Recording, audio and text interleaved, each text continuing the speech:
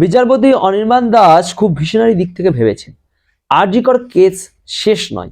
সঞ্জয় রায়ের ফাঁসি হয়ে গেলে কি এই কেসের পরবর্তী আর কোনো আলোচনা করা যেত না? সঞ্জয় শেষ মুহূর্তে বিচারককে বলেছেন তাকে যেমন বলা হয়েছিল তিনি সেইভাবে সই সাবুত করে দিয়েছেন। কি হচ্ছে কতটা হচ্ছে তাকে প্রশাসনের পক্ষ থেকে স্পষ্ট জানানো হয়নি।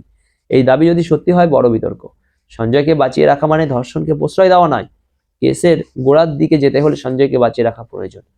ভারতের ন্যায় সংহিতায় 64 নম্বর ধারায় ধর্ষণের জন্য যাবজ্জীবন কারাদণ্ডই সাজা হিসেবে লেখা আছে।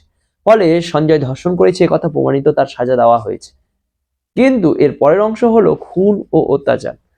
সেই কাজ সে পুরোটা একাই করেছেন, উস্কানি হলো আর কেউ থাকতে পারে? প্রশ্নগুলোর উত্তর এখনো তদন্তকারী সংস্থা জানায়নি। ফলে কনক্লুসিভ কোনো উত্তরে না এলে কাউকে মেরে ফেলা যায় না।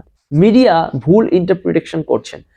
সঞ্জয় মরে গেলে জানতে পারা যাবে না যে সন্দীপ ঘোষ ও টালা থানার ওসির সাথে এই কেসের আসলে কোনো সম্পর্ক আছে কিনা, করাপশনের সাথে এর কোনো সম্পর্ক আছে কিনা, চেস্ট মেডিসিন বিভাগের লবির সাথে কোনো সম্পর্ক আছে কিনা, এছাড়াও place of occurrence seminar room কিনা এ নিয়েও এক্সপার্টদের কন্ট্রাডিক্টরি ওপিনিয়নও আছে। ফলে সেটিও কনক্লুসিভ জায়গা আসতে পারেনি তদন্তকারীরা।